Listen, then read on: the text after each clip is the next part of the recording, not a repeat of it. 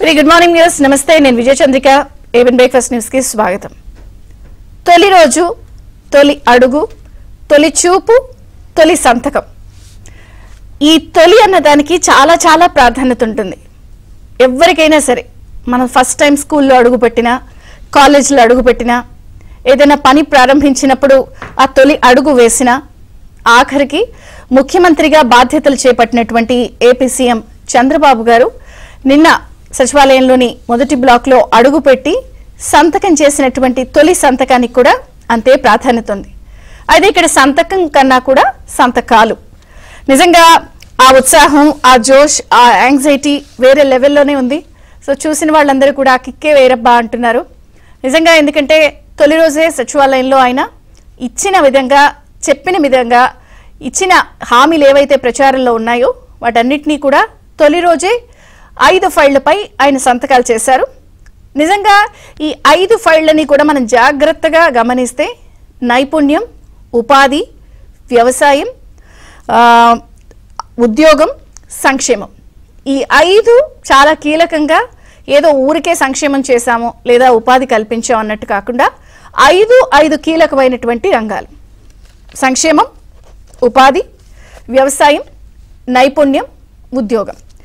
So ఉద్యోగానికి సంబంధించి mega DSC పైన ఆయన తొలి సంతకం చేశారు. ఇది మొదటి నుంచి ఆయన ప్రచారంలో భాగంగా చెప్తూనే ఉన్నారు. సో 16,347 టీచర్ పోస్టుల భర్తీకి ఆయన తొలి సంతకం చేశారు. సో ఉద్యోగానికి సంబంధించి ఇక ల్యాండ్ టైటిలింగ్ చట్టం రద్దుపై రెండో సంతకం, రైతుల సంక్షేమం కోరుతూ. ఇక పేదలకు పింఛన్ 4,000 పెంచుతూ సంక్షేమం. అన్నా క్యాంటీన్లకు మళ్లీ శ్రీకారం చుట్టారు. వాటిలన్నింటినీ కూడా రెక్కాడితే డొక్కాడని పేదవాడందరికీ కూడా భోజనాన్ని, అలాగే చాలా తక్కువ ఖరీదుకే ఇచ్చే అన్నా క్యాంటీన్లని మళ్లీ పునరుద్ధరిస్తూ శ్రీకారం చుట్టారు. 4వ ఫైల్.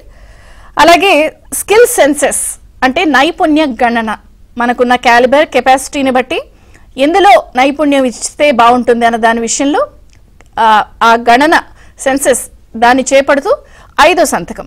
సో పూర్తి స్థాయిలో 5 రంగాలకి 5 సంతకాలు చేస్తూ తన మార్క్ పరిపాలనని చంద్రబాబు గారు నిన్న సచివాలయంలో ప్రారంభించారు.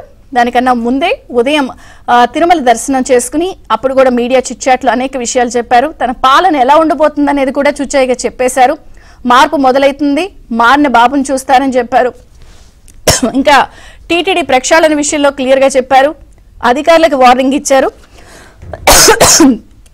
దీంతో పాటు ఇంకొన్ని ఆసక్తికరమైన విషయాలు ఏంటంటే, ఆయనకి నిన్న సచివాలయానికి వెళ్ళడానికి ముందే అపూర్వ స్వాగతం లభించింది.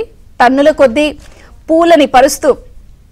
అసలు అమరావతి అంటే గత 5 ఏళ్లలో మనం చూసి కేవలం పరదాలు, ఉద్యమం, లేకపోతే ఎక్కడికక్కడ అణిచివేత, ఇలాంటి దృశ్యాలే మనం చూసాం. కానీ పరదాల నుంచి టన్నుల కొద్దీ పూలు పరిచి ఆయనకి స్వాగతం పలికే దృశ్యాలు నిన్న ఆవిష్కృతమయ్యాయి. దీంతో పాటు ఎప్పుడైతే పాలన ప్రారంభించారో ఇక పూర్తి స్థాయిలో ఐఏఎస్, ఐపీఎస్ల వాళ్ళందరినీ కూడా నిన్న సచివాలయంలో పిలిపించారు. ఒక రకంగా గట్టి క్లాసే పీకారని చెప్పచ్చు. వ్యవస్థలు భ్రష్టు పట్టించేశారు. అసలు మీరు ఏం చేస్తున్నారు, ఇట్లా అయితే కుదరదు, హ్యాంగ్ ఓవర్ నుంచి బయటికి రండి. ఎందుకంటే హ్యాంగ్ ఓవర్ అనే మాట ఎందుకు అనాల్సి వస్తుందంటే, నిన్న తిరుమల దర్శనానికి వెళ్ళినటువంటి చంద్రబాబు గారికి ఇంకా అక్కడ పరదాలు కట్టే స్వాగతం కల్పించిన దృశ్యాలు కనిపించినాయి. సరే, దాన్ని ఏమో ఆయన సీరియస్ అవ్వలేదు, కానీ పాలన మారింది, కాస్త జాగ్రత్తగా ఉండండి, భ్రష్టు పట్టించేశారు. ఒకప్పుడు ఐఏఎస్లు, ఐపీఎస్ అంటే చాలా గౌరవం ఉండేది, కానీ 5 ఏళ్లలో మొత్తం దాన్ని డ్యామేజ్ చేసేశారు. సో వ్యవస్థలు దెబ్బతీశారు. ముందు మీరు ఆత్మ విమర్శ చేసుకోండి అని చెప్తూనే క్లాస్ పీగుతూ నిన్న ఒక రకంగా అధికారులకు కూడా, జగన్ భక్త అధికారులకి, ఐఏఎస్లకి ఎవరైతే ఉన్నారో వాళ్ళకు కూడా అపాయింట్మెంట్ ఇవ్వకుండా కూడా షాక్ ఇచ్చారు. సో మొత్తంగా అయితే పాలన పట్టాలెక్కించారు. ఇచ్చిన మాటని ఇచ్చిన విధంగా, చెప్పిన విధంగా పాలనని ప్రారంభించారు. అలాగే జనసేన అధినేత పవన్ కళ్యాణ్ కూడా ఎక్స్ వేదికగా ఏపీ పూర్వ వైభవాన్ని మళ్లీ సంతరించడానికి చంద్రబాబు గారు చేసినటువంటి 5 ఫైళ్ల సంతకాల్ని ఆయన ఎక్స్ వేదికగా స్పందించి శుభాకాంక్షలు చెప్తూ సంతోషం అంటూ ఎక్స్ వేదికగా ట్వీట్ చేశారు. 20 తర్వాత ఆయన పిఠాపురం వెళ్ళి అందరినీ కలుస్తాను, అక్కడున్న ప్రజలని చెప్పారు. ఇవన్నీ ఒకెత్తు అయితే ఇప్పటికీ కూడా జగన్ గారి నోట ప్రతిపక్షంలో ఉన్నప్పటికీ కూడా, ప్రతిపక్ష హోదా కూడా లేదు, ప్రతిపక్షంలో ఉన్నప్పటికీ కూడా పార్టీ ఎమ్మెల్యేలతో ఆయన సమావేశం అవుతూ ఆత్మ విమర్శ లేకుండా కూడా ఇంకా ఆత్మ వంచనలోనే ఆయన బతుకుతున్నట్టుగా ఆయన మాట్లాడుతున్నటువంటి స్టేట్మెంట్స్ కనిపిస్తోందని చెప్పి విశ్లేషణలు వినిపిస్తున్నాయి. మళ్ళీ పైకి లేస్తాం, 5 ఏళ్ల తర్వాత వస్తాం, కళ్ళు మూసుకుంటే అయిపోతుందని చెప్పేస్తున్నారు. ఈరోజు ఉదయం 10:30 గంటకి ఇంకా తాడేపల్లి ప్యాలెస్లో మళ్ళీ మరొకసారి అందరితో భేటీ అవుతూ అటు పార్లమెంట్లో కానీ ఇటు కౌన్సిల్లో కానీ ఏ విధంగా వ్యవహరించాలి అన్న విషయంపై కూడా ఆయన దిశానిర్దేశం చేసే అవకాశం ఉంది. ఒక పక్కన పాలన ప్రారంభమైంది, ఇంకొక పక్కన అనేక సమస్యలు స్వాగతం పలుకుతున్నాయి. ఇటు అన్ని సెట్ చేసుకుంటూ వెళ్లే పరిస్థితి ఉంది. సో మరొక పక్కన ఏపీ వ్యాప్తంగా కూడా ఈ జరుగుతున్న అన్ని పరిణామాలపై హర్షాతిరేకాలు ప్రారంభించారు. సర్వత్రా హర్షాతిరేకాలు వ్యక్తమవుతున్నాయి. తొలి రోజు 5 కీలక హామీల్ని అమలు చేశారు. మరొక పక్కన జగన్ గారు కూడా కౌన్సిల్ అలాగే పార్లమెంట్ లో వ్యవహరించాల్సిన తీరుపై ధీమా వ్యక్తం చేస్తున్నారు. ఇంకొక పక్కన అధికారుల తీరుపై కూడా హ్యాంగ్ ఓవర్ వదలమంటూ కూడా సీఎం గారు క్లాస్ పీక్ నేపథ్యంలో అని చర్చిద్దాం. మనతో పాటు జాయిన్ అయ్యారు సీనియర్ జర్నలిస్ట్ అనలిస్ట్ విక్రమ్ పూలా గారు, టీడీపీ నుంచి నాదెండ్ల బ్రహ్మం చౌదరి, జనసేన నుంచి స్పోక్స్ పర్సన్ శివపార్వతి గారు, బీజేపీ నుంచి వినిషారెడ్డి గారు. అందరికీ స్వాగతం. విక్రమ్ పూలా గారు, మీతో ప్రారంభిస్తాను. ఒక ఫీల్ గుడ్ ఫ్యాక్టర్ కనిపించింది నిన్నంతా కూడా. ఆఫ్టర్ ఏ లాంగ్ టైం ప్రజలందరూ కూడా వివిధ సెక్షన్స్లో అటు అమరావతి ప్రాంతంలో కానీ, టీచర్స్లో కానీ, సెక్రటేరియట్లో కానీ, వివిధ జిల్లాల్లో జరిగినటువంటి కానీ, అధికారుల్లో కూడా కానీ 5 సంతకాలు 5 హామీలు ప్రజల్లో కూడా ఒక రకమైనటువంటి ఆశ బిగినైంది. ఏం చెప్తారు? ఖచ్చితంగా అండి, ఇది మీరు అన్నట్టుగా ఏంటంటే ఫీల్ గుడ్ ఫ్యాక్టర్. అది 4వ సారి ఆయన ముఖ్యమంత్రిగా ఛాంబర్కి వెళ్ళి ఆయన సంతకాలు పెట్టడం అనేటువంటిది చరిత్రలో చాలా అరుదుగా జరిగేటువంటిది. ఎందుకంటే 4వ సారి ముఖ్యమంత్రిగా ఆయన వెళ్ళటం, ఆయన ఇప్పుడు అందుకే ఆయన్ని జాతీయ స్థాయిలో కమ్బ్యాక్ మ్యాన్ అంటున్నారు. 4వ సారి తిరిగి అధికారంలోకి రావడం అనేటువంటిది ఆషామాషి విషయం కాదు. అందువల్లనే పైగా ఎక్స్పెక్టేషన్స్ చాలా ఉన్నాయి. ఆ ఎక్స్పెక్టేషన్స్ వల్లే ప్రజలు అంత స్థాయిలో విజయాన్ని అందించారు. ఆ ఎక్స్పెక్టేషన్స్ తగినట్టుగానే ఆయన మొదటి రోజునే 5 తొలి సంతకాలు అంటే 5 ఫైల్స్ పై సంతకాలు పెట్టడం, 5 వర్గాలని ఆయన సంతోషపరచడం, అడ్రస్ చేశారు, చేయటం అనేటువంటిది చాలా గొప్ప విషయం. అదే మీరు అన్నట్టుగా దారి పొడవునా పూలు పరిచారు. నిజానికి ఈ పూలు కాదు, ఆనందోత్సాహాలు కూడా మొత్తం ఉన్నది. అదేవిధంగా తొలిగిపోయిన పరదాలు కాదు, నియంత్రణకు అడ్డుగోడలని కూడా మనం చెప్పచ్చు. అందుకనే ఆయన చాలా స్పష్టంగా అధికారులతో జరిగినటువంటి మీటింగ్లో కూడా చెప్పారు. ఎందుకంటే వ్యవస్థలు చాలా, ఎవరు అధికారంలో ఉన్నా కూడా వ్యవస్థలు స్మూత్గా పనిచేయాలండి. కానీ జరిగింది ఏంటంటే ఆ వ్యవస్థలన్నీ ధ్వంసం చేశారు. అధికారులు చాలా ఒక రకంగా చెప్పాలంటే అంతగా దిగజారినటువంటి పరిస్థితి గతంలో ఎప్పుడూ మనం చూడలేదు. ఐఆర్ఎస్లని కూడా ఆంధ్రజ్యోతి కావచ్చు, మిగతా పత్రికలు కూడా పెట్టినాయి ఏ విధంగా వాళ్ళు వ్యవహరించారు అనేటువంటిది కూడా. ఎందుకంటే ప్రభుత్వంలో 46 కీలకమైనటువంటి శాఖలు ఉంటాయండి. ఆ 46 కీలకమైనటువంటి శాఖల అధిపతులు కరెక్ట్గా పనిచేస్తేనే ఈ ప్రభుత్వ యంత్రాంగం సాఫీగా జరుగుతుంది, ప్రజలకి అందాల్సినటువంటి సేవలు స్మూత్గా అందేటువంటి పరిస్థితి ఉంది. ఇప్పుడు తక్షణ కర్తవ్యం అంటే చంద్రబాబు నాయుడు గారిది అధికార యంత్రాంగాన్ని గాడిలో పెట్టడం, తనకు అనుగుణంగా వారిని పనిచేయించుకోవటం. గతంలో జరిగింది అది ఆయన అధికారంలోకి వచ్చిన వెంటనే కూడా మనం చూసినట్లయితే ముందు అధికార యంత్రాంగం కరెక్ట్గా లేకపోతే అనుకున్నది డెలివరీ సిస్టమ్ అనేటువంటిది కరెక్ట్గా ఉండదు. ఇచ్చినవి మళ్ళీ వాళ్ళు డెలివరీ చేయాలంటే యంత్రాంగం ఉండాలి. అందువల్ల నిన్న వారితో చెప్పటం కూడా ఇంతకు ముందు గతంలో ఎప్పుడూ లేదు ఈ స్థాయిలో అనేటువంటిది ఆయన చాలా అంటే సూటిగానే చెప్పారు. ఎక్కడ తగలాలో అట్లాగా తగిలింది వాళ్ళకి. అందువల్ల తర్వాత ఏంటంటే ఎవరైతే వాళ్ళతో అంటగాగారో, గత ప్రభుత్వం నియంతృత్వంతో అంటగాగారో వాళ్ళందరినీ తీసి పక్కన పెట్టాలి.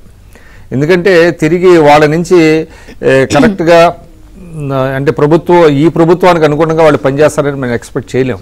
అందువల్ల తన సొంత టీము ఇప్పుడు ఎట్లయితే మంత్రుల్ని ఆయన ఎంపిక చేసుకొని ముందుకెళ్తున్నారో దానికి అనుగుణంగా అధికారులను కూడా ఆయన ఎంపిక చేసుకోవాలి. సమర్థులైనటువంటి అధికారులని, నిజాయితీపరులైనటువంటి అధికారులని, ముఖ్యంగా జవాబుదారీతనం వహించేటువంటి అధికారులను కూడా తీసుకెళ్ళాలి. ముఖ్యంగా మనం చూసినట్లయితే మెగా డిఎస్సి, గతంలో మెగా డిఎస్సి ఇస్తామని వాళ్ళు 6,000 ఉద్యోగాలకి ఒక నోటిఫికేషన్ ఇచ్చారు. ఇప్పుడు దాదాపుగా 20,000 ఉద్యోగాలతో మెగా డిఎస్సి ఇవ్వడం అనేది నిరుద్యోగులకి డిసెంబర్ 31 లోపు నియామకం పూర్తవ్వాలనేది టార్గెట్ పెట్టుకున్నారు. ముఖ్యంగా ఇంకోటి అన్నా క్యాంటీన్లు అండి. అన్నార్థులకి అది అసలు ఎంత ఘోరంగా అన్యాయంగా దాన్ని రద్దు చేశారంటే మహా అయితే అది ఏడాదికి 30 కోట్లు అవుతుంది. ఆ 30 కోట్ల బర్డెను రాష్ట్ర ఖజానా మీద మరి ఎందుకు జగన్మోహన్ రెడ్డి కేవలం అన్న అనే పేరు ఉండటం వలన దాన్ని రద్దు చేశారు. ఇక్కడ తమిళనాడులో మరి స్టాలిన్ గవర్నమెంట్ కంటిన్యూ చేస్తుంది, అమ్మ క్యాంటీన్ కంటిన్యూ చేస్తుంది, వాళ్ళు మేము ఆపని కూడా అన్నారు. అంటే నిజానికంటే చాలా మంది తెలియదు అసలు ఇటువంటి క్యాంటీన్లు పెట్టింది ఎన్టీ రామారావు గారు. అన్నపూర్ణ క్యాంటీన్లని ఆయన 83లోనే పెట్టారు. ఇది అప్పుడు రూపాయికి భోజనం లభించేటట్టుగా, అదేవిధంగా ₹10 బ్రేక్ఫాస్ట్, ఇడ్లీ వడ అట్లాంటివి ఇచ్చేటట్టుగా ఆయన 83లోనే పెట్టారు. ఆ తర్వాత జయలలిత గారు అమ్మ క్యాంటీన్లు పెట్టడం, తర్వాత చంద్రబాబు నాయుడు గారు అన్నా క్యాంటీన్లు పెట్టడం అనేది దీనివల్ల ఏంటంటే ఎంతమందికి ఉపయోగపడుతుందండి. అది దాన్ని చేయటం అనేటువంటిది చాలా గొప్ప విషయం. అట్లాగా ఈ కీలకమైనటువంటి నిర్ణయాలు ఖచ్చితంగా చంద్రబాబు నాయుడు గారు ఏదైతే ఆశిస్తున్నారో, రాష్ట్రాన్ని ఏ దిశగా ముందుకు తీసుకెళ్లాలనుకుంటున్నారో దానికి అనుగుణంగానే ఈ సంతకాలు అదేవిధంగా నిర్ణయాలు జరిగాయని మనం అనుకోవచ్చు. రైట్, టీడీపీతో మాట్లాడదాం. రమణ్ చౌదరి గారు నమస్తే, బ్రేక్ఫాస్ట్ న్యూస్ కి స్వాగతం. సంక్షేమం, ఉపాధి, వ్యవసాయం, నైపుణ్యం, ఉద్యోగం 5 రంగాల్ని అడ్రస్ చేశారు, 5 సంతకాలు చేశారు. తొలి అడుగు పడ్డట్టే, ఏం చెప్తారు? చంద్రిక గారు, మీకు, విక్రమ్ పోలా గారికి, అదేవిధంగా శివపార్వతి గారికి, ఏబిఎన్ ప్రేక్షకులందరూ కూడా తెలుగుదేశం పార్టీ పక్షాన ధన్యవాదాలు, కృతజ్ఞత, శుభోదయం తెలియజేసుకుంటూ, చంద్రబాబు నాయుడు గారు వ్యవస్థల్ని ఎలా వినియోగించి లేదంటే అధికారుల్ని ఎలా పనిచేయించుకోవాలో తెలిసినటువంటి వ్యక్తి, అలాంటి అనుభవం ఉన్నటువంటి వ్యక్తి అని చెప్పేసి ప్రజలందరికీ కూడా తెలుసు, రాష్ట్రంలో ఉన్నటువంటి మర్యాదస్తులకి మేధావులందరికీ కూడా తెలుసు. కానీ ఇలా ప్రజలందరూ కూడా చంద్రబాబు నాయుడు గారు, తెలుగుదేశం పార్టీ, జనసేన కూటమి మీద ఉన్నటువంటి ఏదైతే నమ్మకం ఉందో దాంతో పాటు జగన్మోహన్ రెడ్డి అనేటువంటి వ్యక్తి ఈ 5 సంవత్సరాల్లో చేసినటువంటి ఏదైతే విధ్వంసం ఉందో, అరాచకాలు ఉన్నాయో, దాడులు ఉన్నాయో, దౌర్జన్యాలు ఉన్నాయో, వాటన్నిటిని కూడా దృష్టిలో పెట్టుకొని ఒక పగతోటి జగన్మోహన్ రెడ్డి అనేటువంటి వ్యక్తి మరలా ఈ రాష్ట్రంలో అధికారంలోకి వస్తే ఈ రాష్ట్రం సర్వనాశనం అవుతుందని చెప్పేసి ఒక భయము, ఒక పక్కన అతను చేసినటువంటి ఒక విచక్షణ కోల్పోయి ఈ రాష్ట్రాన్ని పరిపాలించినటువంటి విధానాన్ని చూసినటువంటి ప్రజలందరూ కూడా అతని మీద పగతొట్టు కూడా అఖండమైనటువంటి మెజారిటీ ఇచ్చినటువంటి సంగతి మనందరం కూడా చూసాం. అయితే ఇప్పుడు చంద్రబాబు నాయుడు గారు ముందున్నటువంటి కర్తవ్యం ఏంటంటే అన్ని ప్రాంతాల అభివృద్ధి, అన్ని సామాజిక వర్గాల సంక్షేమం, ఈ ఎజెండాగా ఈ ముందుకెళ్తే రాష్ట్రంలో ప్రాంతాల మధ్యలో గాని, మనుషుల మధ్యలో గాని, సామాజిక వర్గాల మధ్యలో గాని ఉన్నటువంటి అసమానతలు తొలగినప్పుడే ఈ రాష్ట్రం యొక్క అభివృద్ధి సాధ్యం. కాబట్టి చంద్రబాబు నాయుడు గారు ఖచ్చితంగా ఏదైతే ఎన్నికల మేనిఫెస్టోలో పెట్టినటువంటి 5 అంశాలు ఉన్నాయో వాటి మీద నిన్న తొలి సంతకం పెట్టడం జరిగింది. చంద్రబాబు నాయుడు గారు మేనిఫెస్టోలో పెట్టక ముందు ఇదే తెలుగుదేశం పార్టీకి జాతీయ ప్రధాన కార్యదర్శిగా ఉన్నటువంటి లోకేష్ బాబు గారు యువగలం పాదయాత్ర సందర్భంగా మొట్టమొదటిసారిగా తన కలవడానికి వచ్చినటువంటి నిరుద్యోగులు చెప్పారు, సార్ ఆయన పాదయాత్రలో జగన్మోహన్ రెడ్డి గారు ప్రతిపక్ష పార్టీ నేతగా ఉన్నప్పుడు ఊరూరు తిరిగి 2,34,000 ఉద్యోగాలు ఖాళీగా ఉన్నాయి, అధికారంలోకి వచ్చిన తర్వాత ప్రతి జనవరి 1వ తారీఖున క్యాలెండర్ విడుదల చేస్తాను, విడుదల చేసిన క్యాలెండర్ ప్రకారం ప్రభుత్వ ఉద్యోగ నోటిఫికేషన్లు ఇస్తాను, రిక్రూట్ చేస్తాను అని చెప్పాడు. కానీ మాకు ఇంతవరకు అంటే 4 సంవత్సరాల పూర్తయినా కూడా ఇంతవరకు ఒక ఉద్యోగ ప్రకటన ఇవ్వలేదు అని చెప్పేసి నిరుద్యోగులు లబోదిబోమని చెప్పేసి మొత్తుకున్నప్పుడు లోకేష్ బాబు గారు ఇచ్చినటువంటి ప్రధానమైనటువంటి హామీ ఏదైతే మెగా డిఎస్సి గాని, నిరుద్యోగ భృతి గాని, లేకుంటే బ్యాక్లాగ్ పోస్టులు అన్ని కూడా మేము అధికారంలోకి వచ్చిన తర్వాత విడతల వారీగా చిత్తశుద్ధితోటి భర్తీ చేస్తామని చెప్పేసి నిరుద్యోగులకు లోకేష్ బాబు గారు హామీ ఇవ్వడం జరిగింది. అదే విధంగా పవన్ కళ్యాణ్ గారు అనేక సందర్భాల్లో విశాఖపట్నంలో గాని, తిరుపతిలో గాని, అమరావతిలో గాని ఎక్కడ బహిరంగ సభలు జరిగినా కూడా తనను కలిసినటువంటి నిరుద్యోగులతోటి ఈ ఆంధ్రప్రదేశ్ రాష్ట్రం నిరుద్యోగ ఆంధ్రప్రదేశ్ గా మారింది, నిరుద్యోగులు లేనటువంటి ఆంధ్రప్రదేశ్ గా మారుస్తామని చెప్పేసి హామీలు ఇవ్వడం జరిగింది. ఇచ్చిన హామీ మేరకు ప్రమాణ స్వీకారం చేసిన 24 గంటల్లోపు 16,300 పైచీలకు డిఎస్సి ఉద్యోగాల భర్తీ కోసం నోటిఫికేషన్ ఇచ్చినటువంటి ఘనత చంద్రబాబు నాయుడు గారిది.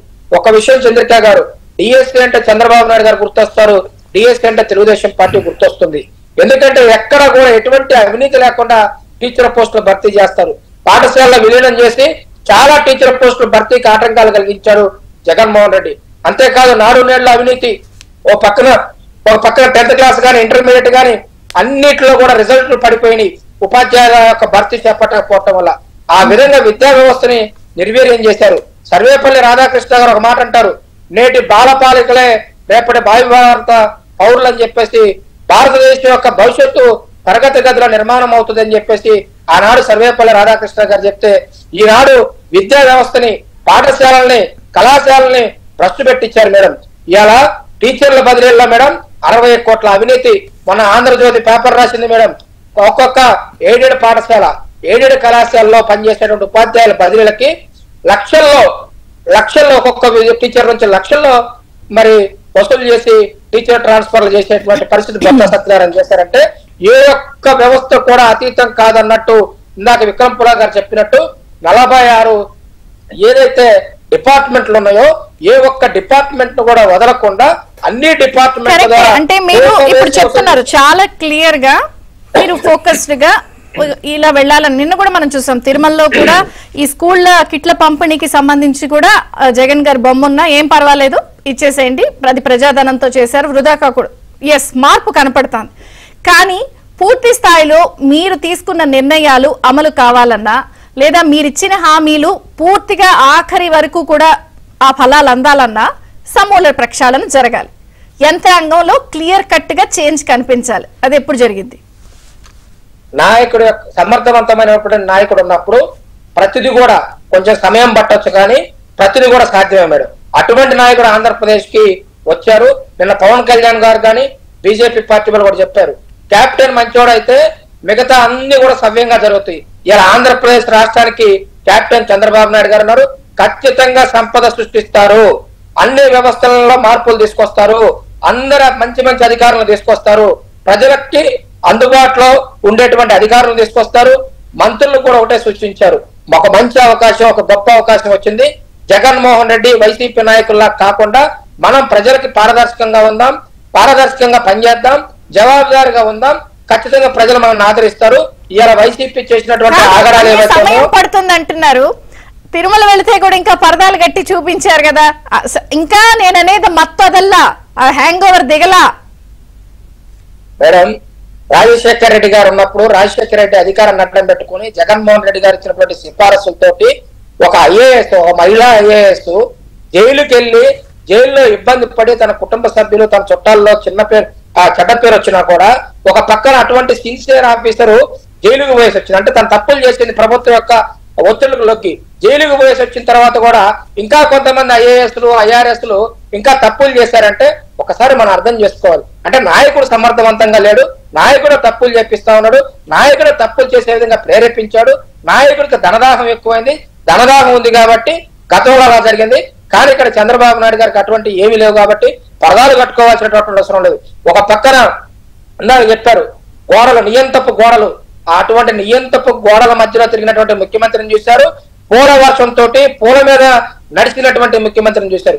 ఒక ఆర్థిక స్వాతంత్రం, ఒక మానసిక స్వాతంత్రం వచ్చిన విధంగా ఆంధ్రప్రదేశ్ రాష్ట్రంలో రాజకీయాలకు గాని ప్రభుత్వానికి గాని సంబంధం లేనటువంటి చిన్న చిన్న కుటుంబాలు కూడా సంబరాలు జరుపుకునే, అంటే మాకు ఒక స్వతంత్రం వచ్చింది, బ్రిటిష్ పాలన నుంచి బయటకు వచ్చినప్పుడు కూడా అంత సంతోషపడ్డారు లేదు కదా తెలియదు. కానీ మేడం మొన్న 4వ తారీఖు ఏదైతే చెంప చెల్లు అనిపించారో రాష్ట్ర ప్రజలు, ఏదైతే కర్రు కాల్చి వాత పెట్టారో ఆ రోజున ఆంధ్రప్రదేశ్ రాష్ట్రం మొత్తం కూడా సేఫ్, మనం బయటపడ్డాం, ఫస్ట్ రాష్ట్రం బయటపడింది.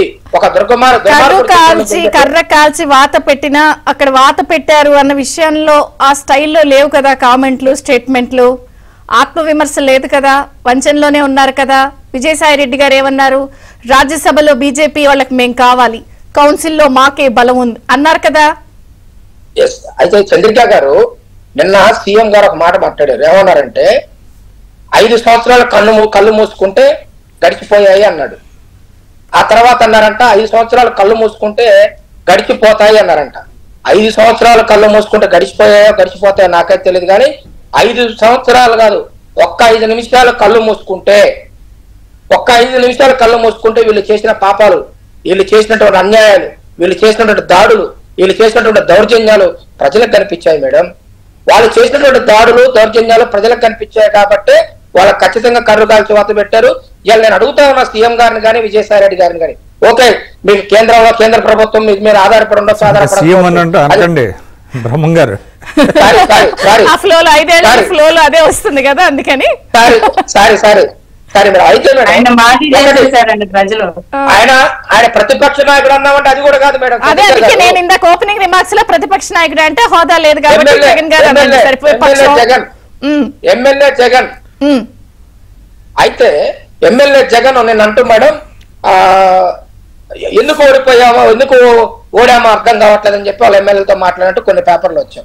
నేను అడుగుతున్నాను మేడం, మీరు మాస్క్ అడిగితే మాస్క్ ఇవ్వకపోతే ప్రశ్నించడం సుధాకర్ కుటుంబ సభ్యులను అడగండి ఎందుకు ఓడిపోయారో చెప్తారు.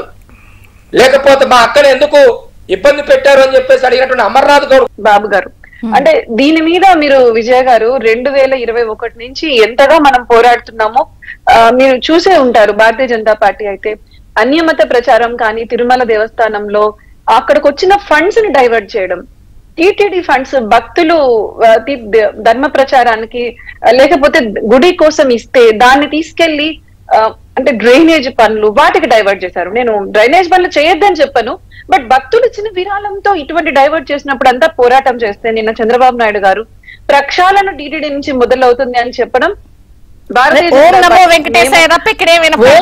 వెంకటేశాయ తప్ప ఏమి వినిపించకూడదు. దేవుణ్ణి అపవిత్రం చేశారు, అక్కడ దేవుణ్ణి ఊరూరా తిప్పేశారు. మందు, మద్యం, గంజాయి ఇంకా ఇటువంటి ఎన్నో మేము ఎప్పటి నుంచో చెప్తూ వచ్చాము, ప్రజలు గమనించారు, మేము దాన్ని ప్రత్యేకంగా హర్షిస్తున్నాం. అండ్ రెండవ ముఖ్యమైన విషయం, ఆ స్కూల్ బ్యాగ్స్ ఉంటాయి చూడండి, ఇప్పుడు జూన్ వచ్చేసింది, అధికారులు వచ్చి అడిగితే చంద్రబాబు గారు మీరు దానిని ఏమి మళ్ళీ ఇప్పుడు బొమ్మలు ఉన్నాయని మార్చొద్దండి, ప్రజల డబ్బు ఇచ్చేయండి అన్నారు. దట్ ఈస్ ద గవర్నెన్స్ అండి.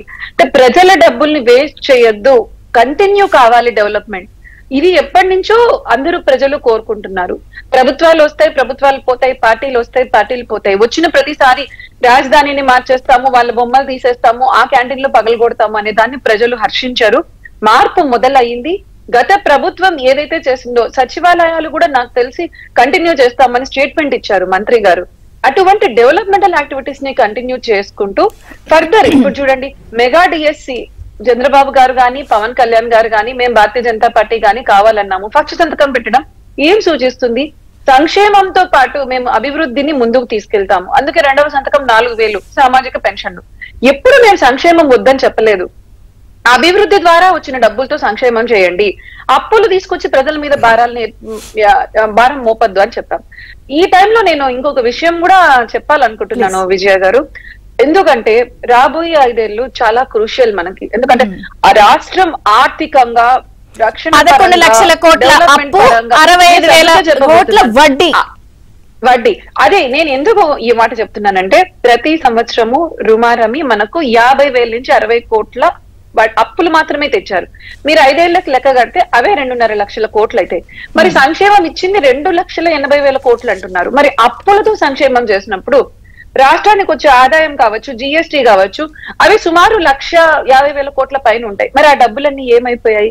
రెండవది, అఫీషియల్ గా ఆర్బీఐ ద్వారా వచ్చిన అప్పులు 4,70,000 కోట్లు. ఇది 2022 సంవత్సరం వరకే, 2024 కాదు.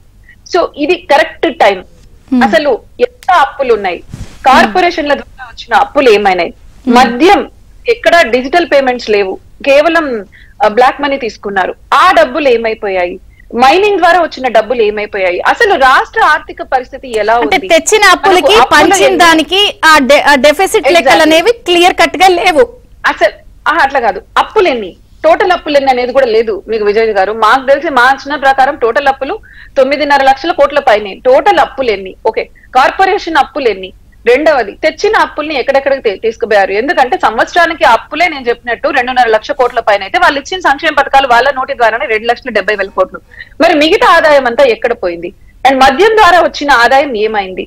ఇసుక ద్వారా వచ్చిన ఆదాయం ఏమైంది? ఇది ఒక వైట్ పేపర్ మనం తయారు చేసుకుని ప్రజల ముందు పెట్టాల్సిన బాధ్యత మన ప్రభుత్వానికి ఉందని అనిపిస్తుంది.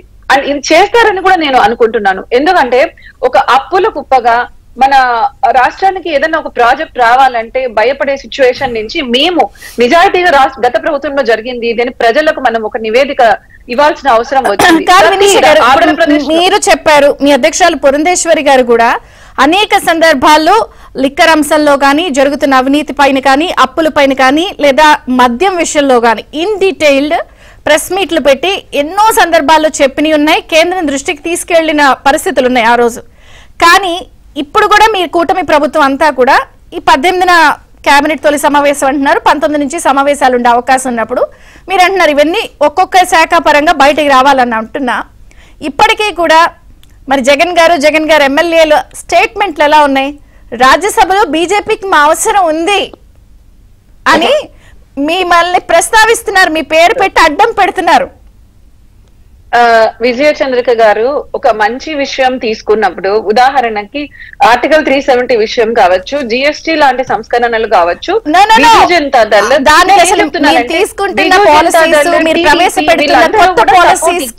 నిజంగా అందరూ హర్షిస్తున్నారు, సపోర్ట్ చేస్తున్నారు. ఇప్పుడు కొత్తగా ప్రభుత్వాలు మళ్ళీ ఏర్పడ్డాయి, కొలువు తీరాయి. మళ్ళీ మీరు 3.0 అక్కడ, చంద్రబాబు గారు 4.0 ఇక్కడ, మీరందరూ ఉన్నప్పుడు వీళ్ళ స్టేట్మెంట్స్ ఎలా ఉన్నాయి?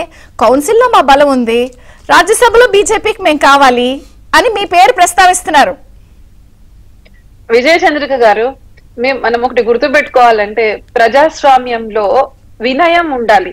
ఇప్పుడు మనం ఏదన్నా ఒక పని చేసామనుకోండి, మేము ప్రజల కోసం చేశాము, ప్రజలకు సేవ చేశామని చెప్పుకోవాలి. అహంకార ధోరణి ఉంటుంది చూసారా, అరే మేం చేస్తున్నాం, మేం ఉన్నాము, నా వల్ల ఇట్లా అవుతుంది అనే దాన్ని ప్రజలు హర్షించరు. బెస్ట్ ఎగ్జాంపుల్ తెలంగాణలో అక్కడ బీఆర్ఎస్ ప్రభుత్వం ఎలాగైతే మారిందో, ఇక్కడ జగన్మోహన్ రెడ్డి గారు మారడానికి కూడా one of the main reasons ఈ యాటిట్యూడే. అంటే ఈ విధంగా, అరే నేను ఇచ్చేస్తున్నాను కదా, నేను బటన్లు నొక్కుతున్నాను కదా, నా వల్ల ఇది అవుతుంది. మీకు గుర్తుందో లేదో, ఒకనొక టైంలో శాసన మండలిని రద్దు చేస్తా అన్నారు. ఐ థింక్ ఇక్కడ ఉన్న ప్రతి ఒక్కరికి గుర్తే ఉంటుంది. అసలు ఏం అవసరం ఉంది? Why there is need for శాసన మండలి, దానికి ఖర్చు వేస్ట్ అన్నారు. అంటే ప్రజలు ఇటువంటి నైజాన్ని, ఇటువంటి వైఖరిని హర్షించరు. ఇటువంటి వ్యాఖ్యలు చేయడం వల్లనే మాకు వాళ్ళతో అవసరం ఉంది, మాకు ఎవరి అవసరము లేదు, సింహం సింగిల్ గానే వస్తుంది. ఐ మీన్ ఈ డైలాగ్స్ అవన్నీ సినిమాల్లో హీరో చెప్తే బాగుంటాయి, కానీ నిజమైన జీవితంలో రాజకీయ నాయకులు చెప్తే ప్రజలు హర్షించరు. ఆ అహంకారపూర ధోరణికి వాళ్ళు ఓటుతో సమాధానం ఇచ్చారు కూడా. ఇంకా మారకపోతే అది వాళ్ళ తప్పు. విజయ చంద్రిక గారు, ఇంత మిస్టేక్ మారినా కూడా వాళ్ళు ఇలాంటి వ్యాఖ్యలు చేస్తారు అనుకోండి, వాళ్ళకు అవసరం ఉంది, వీళ్ళకి అవసరం ఉంది అనుకోండి, అంటే ప్రజలు కూడా కింద పడ్డ మాచయ్య అని దాన్ని ఏమంటారు, బీజేపీని కలిపి వాళ్ళ సైడ్ కి లాక్కుంటున్నారు. అంటే ఏదో పొరపచ్చం క్రియేట్ చేసే ప్రయత్నం బిగిన్ అయింది. హనీమూన్ పీరియడ్ కూడా అవలా, ఇంకా 6 నెలలు కూడా అవలా. విజయ చంద్రిక గారు, ఇది వాళ్ళు మైండ్ గేమ్. ఇప్పుడే కాదు, మీకు గుర్తుందో లేదో, 2018లో నరేంద్ర మోడీ గారు అన్నారు, జగన్మోహన్ రెడ్డి గారు స్టార్ట్ చేసిన మైండ్ గేమే ఈ స్పెషల్ స్టేటస్ ఇదంతా అని చెప్పి. సో వాళ్ళ మైండ్ గేమ్ తర్వాత కూడా మనం 2019 నుంచి 2024లో పవన్ కళ్యాణ్ గారిని ఎటువంటి దుర్భాషలు ఆడారు. నెక్స్ట్ ఈ పొత్తు గురించి వచ్చినప్పుడు కూడా ఎంత గ్యాప్ పెంచడానికి ట్రై చేశారు, అవన్నీ మనం చూసాము. సో రైట్ నౌ విజయ చంద్రిక గారు, మీరు ప్రపంచ వ్యాప్తంగా చూస్తే ఒక క్రైసిస్ ఉంది. యూరోప్ లో కావచ్చు, ఇజ్రాయెల్ లో కావచ్చు, లాట్ ఆఫ్ అంటే ఎకనామికల్ ప్రాబ్లమ్స్ ఉన్నాయి, డిస్ట్రెస్ ఉంది. చైనాలో, యూరోప్ లో గ్రోత్ రేట్ వెనకాల ఉంది. భారతదేశం it's still biggest and largest growing economy జీడిపిలో. అంటే మనం 7% గ్రోత్ అచీవ్ చేయాలనుకున్నాము. అందులో ఆంధ్రప్రదేశ్ భాగస్వామ్యం ఎంతో ముఖ్యం. రాష్ట్రాలు కలిస్తేనే దేశం ముందుకు వెళ్తుంది. ఆ ఆలోచనతో ముందుకు వచ్చి ఏర్పాటైన పొత్తు. ఇక్కడ విజనరీ చంద్రబాబు నాయుడు గారు, అక్కడ డెడికేటెడ్ మోడీ గారు, రెవల్యూషనరీ పవన్ కళ్యాణ్ గారు. ఎందుకు మనందరం కలిసి వచ్చాము? ఆంధ్రప్రదేశ్ భారతదేశ ప్రగతిలో ముందుకు వెళ్ళాలని. We will just go. మనం ఇప్పుడు కలిసి నడవాల్సిన పాత్ అందరిది ఒకటే కాబట్టి it's not about cornering each other అనేది నేను అన్నాను ఇందాక. జనసేనతో కూడా మాట్లాడి నేను మీకు మళ్ళీ ఇంకోసారి టర్న్ ఇస్తాను. శివపార్వతి గారు నమస్తే, బ్రేక్ఫాస్ట్ న్యూస్ కి స్వాగతం. సో పాలన పట్టాలెక్కింది, ఏపీ పూర్వ వైభవానికి తొలి అడుగు పడింది అని జనసేన అధినేత పవన్ కళ్యాణ్ గారు కూడా ఎక్స్ వేదికగా స్పందించారు. ఏం చెప్తారు? 5 సంతకాల సంబరం. ముందుగా మీకు విజయ చంద్ర గారు, మీకు ప్యానెల్ లో ఉన్న పెద్దలందరికీ, అలాగే ఏబిఎన్ వీక్షకులకి గుడ్ మార్నింగ్ అండి. అంటే ఇది 5 ఫైళ్ళ సంతకం. అంటే ఏదైతే వైఎస్ఆర్సీపీ పార్టీ వాళ్ళు ఈ కూటమి మేనిఫెస్టో వెబ్సైట్ లో ఉంచుతుందా, తర్వాత ఎన్నికల తర్వాత ఇప్పుడే తీసేశారు, అంత గతంలో కూడా మేనిఫెస్టోని వెబ్సైట్ నుంచి తొలగించారు, వీళ్ళకి మేనిఫెస్టోలో చెప్పి చేయడం జరిగిద్దా, అలాంటి ఎన్నో అంతే ఏదో ప్రలాపలన్నీ పేలారు. సో వాళ్ళందరికీ చెంపకు పెట్టి కొట్టినట్టుగా రాగానే ఛార్జ్ తీసుకున్న ఏదైతే మెగా డిఎస్సి ముఖ్యంగా అవనిగడ్డ వెళ్ళినప్పుడు పవన్ కళ్యాణ్ గారి దగ్గరికి ఎంతో మంది డిఎస్సికి ప్రిపేర్లు వాళ్ళ గోడుని చెప్తుంటే మాకు ఏజ్ అయిపోతుందన్న, ఉద్యోగాలు లేవు, డిఎస్సి ఎప్పుడు వేస్తారో తెలియదు, మేము దీన్నే పెట్టుకొని గత సంవత్సరాల తరబడి ప్రిపేర్ అవుతున్నాము, ఇంకా వేరే దానికి కూడా వెళ్ళడానికి షిఫ్ట్ అవడానికి కూడా మాకు ఇంకా టైం పడుతుంది, మమ్మల్ని పేరెంట్స్ పోషించలేకపోతున్నారు, చాలా అవమానంగా ఉంది, పేరెంట్స్ దగ్గర డబ్బులు తీసుకొని మేము ఇట్లా కావడం అని చెప్పి కన్నీటి పర్యంతమైన పరిస్థితి. సో ఇట్లా ప్రతి ఒక్క నిరుద్యోగి ఎంతగా కుమిలిపోయేవాళ్ళంటే జాబ్ క్యాలెండర్ ఇస్తానని వాళ్ళకి ఆశ పెట్టి జాబులు ఇవ్వకుండా కనీసం వాటిని ఎలక్షన్ ముందు ఏదో ఒక ఎలక్షన్ స్టంట్ లాగా కరెక్ట్ గా ఎలక్షన్స్ వస్తాయనగా అప్పుడేదో నోటిఫికేషన్ వదిలి అది కూడా 6,000 ఉద్యోగాలు ఎంత హైడ్రామా చేశారంటే చిత్తశుద్ధి లేదు జగన్మోహన్ రెడ్డి గారు, కానీ నిరుద్యోగులకు అర్థమైపోయింది. అలాగే ఉపాధ్యాయుల విషయంలో కూడా నాడు నేడు అని చెప్పి 60,000 కోట్ల రూపాయల నిధులు దుర్వినియోగం చేశారు. అందులో కేంద్ర ప్రభుత్వం ఇచ్చింది దాదాపు 35,000 కోట్ల దాకా ఉన్నాయి. అవి ఎటు డైవర్ట్ అయినాయి కూడా తెలీదు. అసలు ఒక స్కూల్ బాగా చేసింది లేదు, 8,000 మంది ఉపాధ్యాయులను తీసేశారు. అంటే 3,000 కిలోమీటర్ల పరిధిలో ఉన్న ప్రాథమిక పాఠశాలన్నీ 3 కిలోమీటర్ల పరిధిలో ఉన్న ప్రాథమిక పాఠశాలన్నీ తీసేశారు. సో ఈ రకంగా ఎంత కొలాప్స్ చేశారంటే విద్యా వ్యవస్థను, ఏమి నాడు నేడు అని చెప్పి ఏదో బాగు చేస్తారని భావిస్తే ఏదేదో పిచ్చి పిచ్చి అన్ని పాలసీలు తీసుకొచ్చి ఆ ఉపాధ్యాయులు ఉన్న వాళ్ళను కూడా రోడ్డు పట్టించేస్తారు, ఉద్యోగాలు తీసేసి. సరే నిరుద్యోగులు పెద్ద ఎత్తున ధర్నాకు వచ్చారు, అందులో ఉపాధ్యాయులు కీ రోల్ పోషించారని చెప్పి వాళ్ళని టాయిలెట్ల దగ్గర పెట్టడం, మద్యం షాపుల దగ్గర పెట్టడం ఒక రకమైన హింస కాదంట. అణువున హింస పెట్టి ఉపాధ్యాయుల్ని ఎన్ని పనులు చేశాను. ఒక గురువు, విద్యను బోధించే గురువు, వృత్తిని నమ్ముకున్న గురువుని ఏ రకంగా భ్రష్టు పట్టించాలో ఆ రకంగా భ్రష్టు పట్టించారు జగన్మోహన్ రెడ్డి గారు. సో దానందరికీ ఏదో ఒక మందు వేసినట్లుగా ఈ రోజు మెగా డిఎస్సి 16,000 ఉద్యోగాలు నోటిఫికేషన్ రాబోతుంది అనే వార్త ఇప్పుడు ఎవరైతే నిరాశ నిస్పృహల్లో ఉన్నారో, డిఎస్సికి ప్రిపేర్ అవుతున్నారో వాళ్ళకి సంజీవుని లాగా పనిచేస్తుందని మాత్రం నేను చెప్పగలనండి. ఇంకొకటి స్కిల్ నైపుణ్య గణన. పవన్ కళ్యాణ్ మీ జనసేన మేనిఫెస్టోలో మీ ప్రయారిటీ ఇది. ఎస్, పవన్ కళ్యాణ్ గారి అది ఆయన కోరిక. ఎందుకంటే యువత, మనకి యువశక్తి చాలా ఉంది, వాళ్ళలో మనం ఏదో ఉద్యోగం కల్పిస్తే వాళ్ళకున్న అభీష్టాలకు వ్యతిరేకంగా పనిచేయాలన్నా కూడా మనసును చంపుకొని పనిచేయాల్సి వస్తుంది. అదే వాళ్ళకి నచ్చిన దానిలో పనిచేస్తే అది ఇంకా ఎక్కువ ఫలితాలను ఇస్తుంది, వాళ్ళని సంతృప్తి పరుస్తుంది, అలాగే వాళ్ళు చేసే పనిలో కూడా ముందుకు తీసుకెళ్తారు. ఆ రకంగా రాష్ట్రం వెళ్తుంది. మన దేశంలో ఉన్న రాష్ట్రం తరఫున సపోజ్ స్పోర్ట్స్ తీసుకోండి, ఎవరికైనా ఆటల మీద ఆసక్తి ఉంది, క్రీడల మీద ఆసక్తి ఉంది, వాళ్ళకి కావాల్సిన సదుపాయాలు, శిక్షణకు సరిపోయిన అవసరాలకు తగినట్టు అన్ని ఏర్పాట్లు కనుక ఉంటే వాళ్ళు ఎక్కువ అవకాశాలు అందిపుచ్చుకుంటారు, మెడల్స్ తీసుకొస్తారు, ఒలింపిక్స్ లో, నేషనల్స్, ఇంటర్నేషనల్స్ లో మన రాష్ట్రాన్ని ముందుకు తీసుకెళ్తారు కీర్తిలో. అలాగే రకరకాల శాఖలు ఎవరు దేనిలో నైపుణ్యం ఉన్నారో ఎవరికి తెలియదు, ఎవరిలో ఏ శక్తి దాగుందో ఎవరికి తెలియదు. సో ఆ శక్తిని గుర్తించి దాన్ని సరైన మార్గంలో కనుక అని మెరుగుపరిచే విధంగా సదుపాయాలు కల్పిస్తే యువత దూసుకు వెళ్తది, ప్రపంచంలోనే ఆంధ్ర రాష్ట్రం స్పెషల్ గా కనిపిస్తది అనేది పవన్ కళ్యాణ్ గారి అభిలాష. సో దానికి అనుగుణంగా మొదటి 5 సంతకంలోనే 3వ సంతకంగా రావడం మాకు చాలా ఆనందంగా ఉంది. ఎందుకంటే యువతకి ఏదైతే చెప్పారో ఉద్యోగాలు, స్కిల్ గణన ఏవైతే చెప్పామో అవి మేనిఫెస్టోలో మొదటిగానే గుర్తించుకోవడం. అండ్ మీరిచ్చిన హామీల్ని కూడా ఫస్ట్ అటెంప్ట్ లోనే గౌరవించారు. సో కూటమి అంత పర్ఫెక్ట్ గా ఉందన్నట్టు సైన్ చేశారు. పవన్ కళ్యాణ్ గారిని నమ్మి ఓటేసి కూటమికి బలంగా నిలబడిన యువతకి వాళ్ళకు కూడా సంతృప్తి కలిగించేలాగా ఉంది అనడానికి ఇది ఈ ఫైల్ మీద చేసిన సాంగ్. ఇంకొకటి ఏంటంటే ల్యాండ్ టైటిలింగ్ యాక్ట్. ఎంత మంది రైతులు ఆవేదన చెందారండి. ఆయన ఈ రంగులు పిచ్చి, బొమ్మల పిచ్చి ఉన్న ముఖ్యమంత్రి తోటి పడరాని పాటలు పడ్డారండి రైతులు కూడా. వాళ్ళు సొంతంగా ఉన్న ప్రైవేట్ ఆస్తుల మీద కూడా ఆయన బొమ్మలు వేసుకొని రకరకాల హింస అంతా పెట్టారు. ఆ రైతులు భూములను ఆక్రమించేసుకొని వైసీపీ నాయకులు చేసిన ఆ దారుణాలు అంతా ఇంత కాదు. సో ఆ దరిద్రాన్ని కూడా తీసేసినందుకు చాలా మంది రైతులు హర్షిస్తున్నారు. ఈ రోజు మా ఆస్తులు సేఫ్ గా ఉన్నాయి, మా స్థిరాస్తులు సేఫ్ గా ఉన్నాయని చాలా హ్యాపీగా ఫీల్ అవుతున్నారు. అలాగే ఇంకొక సూచన ఏంటంటే అన్నా క్యాంటీన్లు కాకుండా పేరు మార్చి డొక్కా సీతమ్మ గారి క్యాంటీన్లు అని పెడితే ఇంకా బాగుంటుంది. అన్ని వర్గాల్లో ఆ అభిమానం అనేది చొరగొంటాము మన కూటమి అనేది మా చిన్న కోరిక.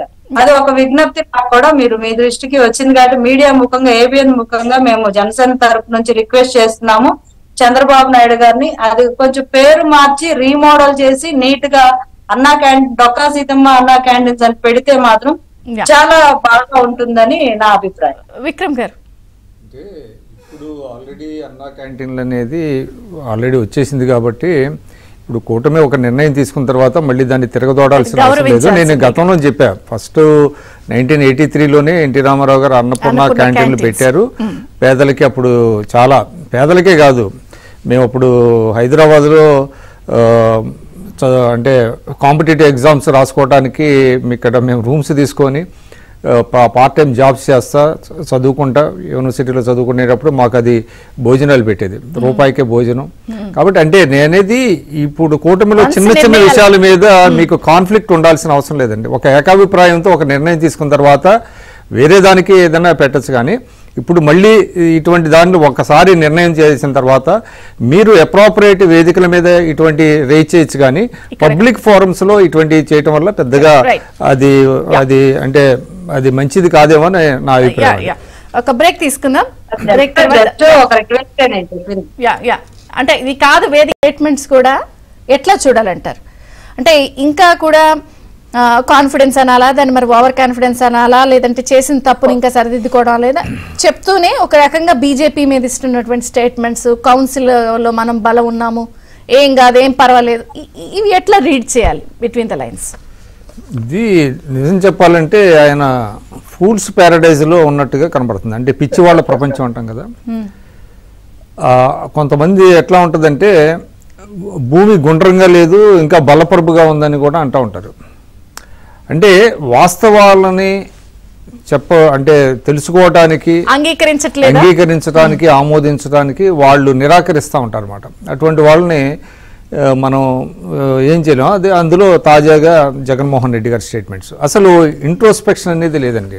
ఎందుకు ఓడిపోయాము, ఎందుకు ఓటమి చెందాము అంటే ఇవాళ ఆయన ఏమనుకున్నాడు, స్కూళ్ళు కిట్ల మీద, ల్యాండ్ టైటిలింగ్ దాని మీద, సర్వే రాళ్ల మీద తన బొమ్మ ఉంటే చాలనుకున్నాడు తప్ప ప్రజల హృదయాల్లో ఉండాలి మనం అనేటువంటిది ఆయనకి లేదు. అందువల్లనే ప్రజలు వేరు, ప్రభుత్వం వేరు అనేటువంటి ఒక భావన వచ్చింది.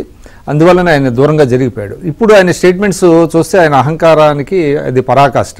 కనీసం ఒక విఘ్నత, ప్రజలు ఇచ్చిన తీర్పుని గౌరవించేటువంటి ఒక ఆ మ్యాగ్నానిమిటీ అనేటువంటిది మిస్ అవుతుంది. ఇది చాలా డేంజరస్ అన్నమాట.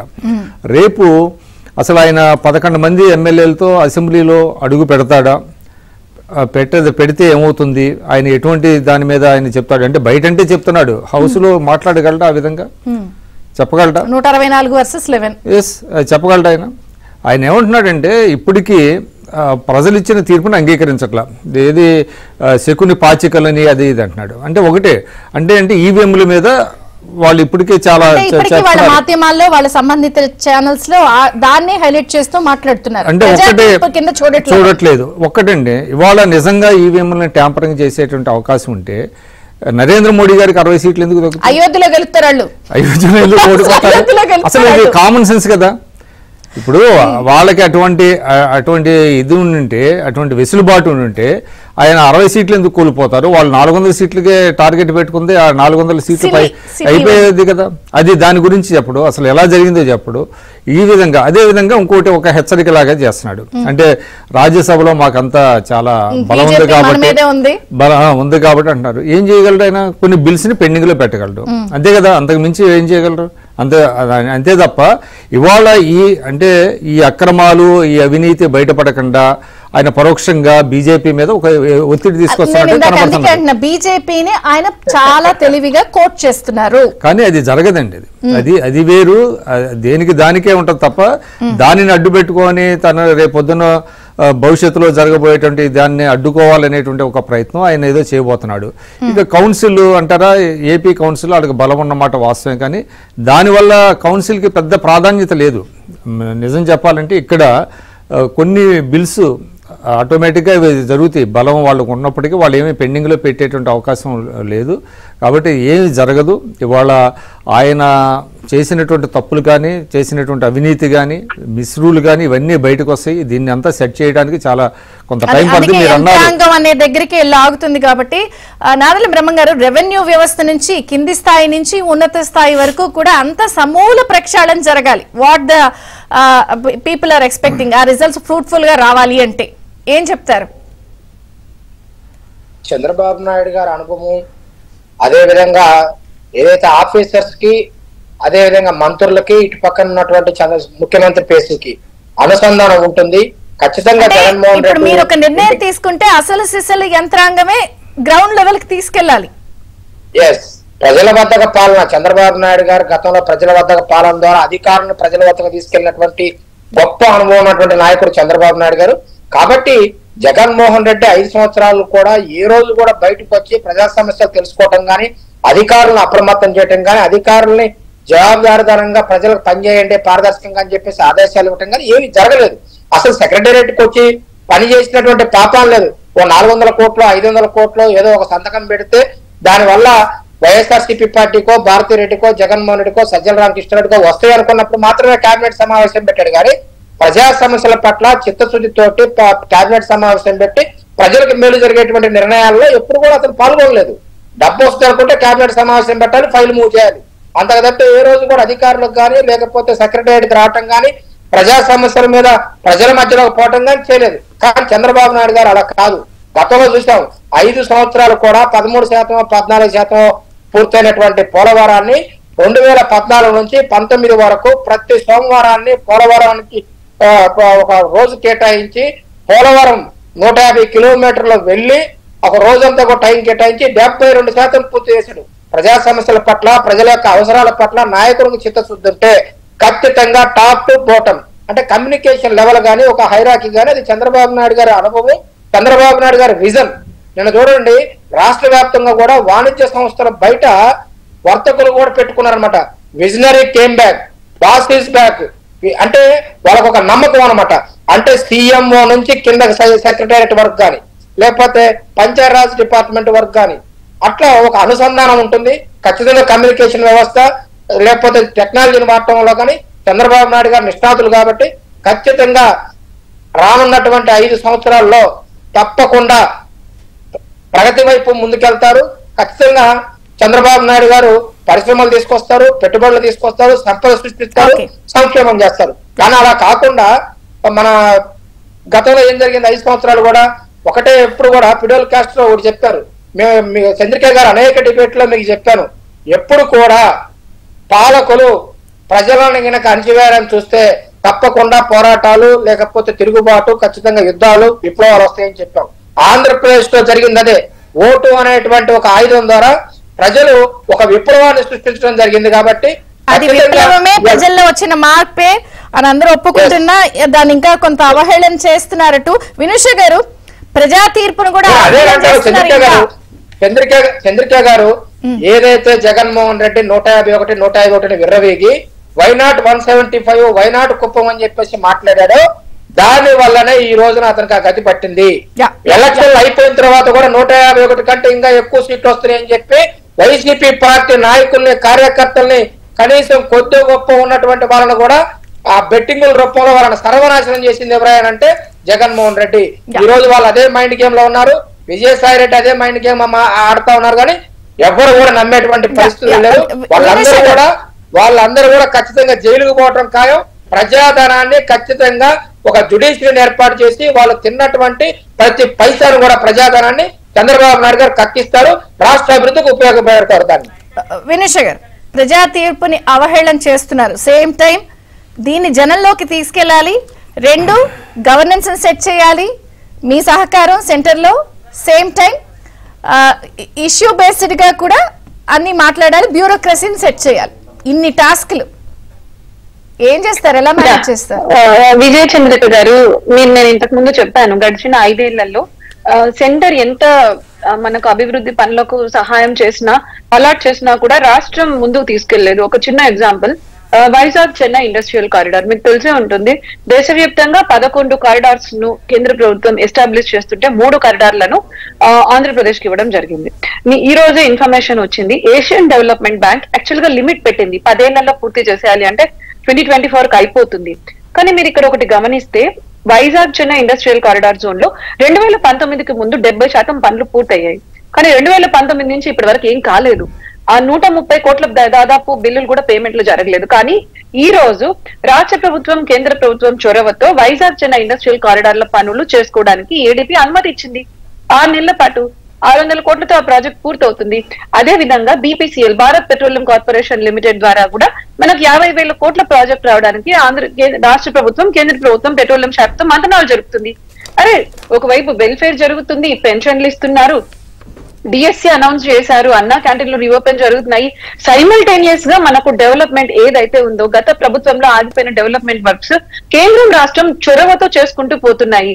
ఇటువంటి వ్యాఖ్యలు మీరు యాక్చువల్ గా నాకు ఏవిఎం ట్యాంపరింగే కొంచెం హాస్యాస్పదంగా అనిపించింది. ఇంతకు ముందు రాహుల్ గాంధీ వాళ్ళు మాట్లాడే వాళ్ళు, నేను ఆంధ్రప్రదేశ్ లో ఇలా మాట్లాడతారు వీళ్ళు అని ఎక్స్పెక్ట్ చేయలేదు. అంటే మాధ్యమాల్లో ఎక్కువ హైలైట్ చేసేస్తున్నారు, ప్రజా తీర్పును గౌరవించట్లా. లేదు విజయ చంద్రిక గారు, మీరు అర్థం చేసుకోవాల్సింది ఏంటంటే రాయలసీమ కొంచెం స్ట్రాంగ్ హోల్డ్ వైఎస్ఆర్సీపీకి. ఇట్లాంటి చోటనే వాళ్ళు 52 సీట్లలో 45 సీట్లకు పైగా ఓడిపోయారు. This shows how much anti incumbency, అంటే ఎంత వ్యతిరేకత ఉంది ప్రజల్లో అనేది. వాళ్ళలో డెవలప్మెంట్ లేదు, అహంకారపు ధోరణి వచ్చింది, ప్రతిపక్షాలను ఇబ్బంది పెట్టడం, అన్ని రకాలుగా సంక్షేమం ఇస్తున్నాను కదా అని ప్రజలను కూడా ఇన్సల్ట్ చేశారు. మాటి మాటికి నేను బటన్లు నొక్కుతున్నాను, నా బొమ్మ, నా పేరు, అంటే ఒక సామాన్యుడు కూడా వీళ్ళు పాలన మన కోసం చేస్తున్నట్టు లేదు, ఏదో నేను భిక్ష వేస్తున్నాను అనే ఉద్దేశంతో సామాన్యుల్ని కించపరిచారండి. బేసికల్ గా సామాన్యుల ఆత్మగౌరవాన్ని జగన్మోహన్ రెడ్డి గారు దెబ్బ కొట్టారని నాకు అనిపిస్తుంది. లేకపోతే పాస్బుక్ల మీద ఆయన ఫోటోలు యాక్సెప్ట్ చేయట్లేదు. ఇవన్నీ జరిగాక కూడా నాకు అర్థం కావట్లేదు ఎందుకు ఓడిపోయానో. ఈవీఎంలను బ్లేమ్ చేయడం హాస్యాస్పదం. ఈవీఎంలను బ్లేమ్ చేయడాన్ని ఎవరు ప్రజలు కూడా సీరియస్ గా తీసుకోరు. బట్ కూటమి మీద చాలా పెద్ద బాధ్యత ఉంది. నేను ఇందాక మీకు ఎగ్జాంపుల్స్ చెప్పినట్లు సంక్షేమం, అభివృద్ధి, పరిపాలనను గాడిలో పెట్టడం, ఇవి 3 మెయిన్ పాయింట్లు వెళ్తుంది. Yes, main task. And already మీకు వర్క్ స్టార్ట్ అయిపోయింది. మీకు చెప్పింది నేను వైజాగ్ చెన్నై ఇండస్ట్రియల్ కారిడార్ అప్పుడు 70% పూర్తయితే ఇప్పుడు ఏం జరగలేదు. 5 ఏళ్లలో గవర్నమెంట్ ఏడీపీ మనకి ఇచ్చింది 640 కోట్లతో పూర్తి చేసుకోండి అని. 6 నెలల్లో పూర్తి చేయాలి. ఇప్పుడు మనం 5 ఏళ్లలో పూర్తి చేసినవన్నీ. ఇటువంటివి ఎన్నో ప్రజలకు ఉపయోగపడే టాస్క్స్ కూటమి ముందు ఉన్నాయి.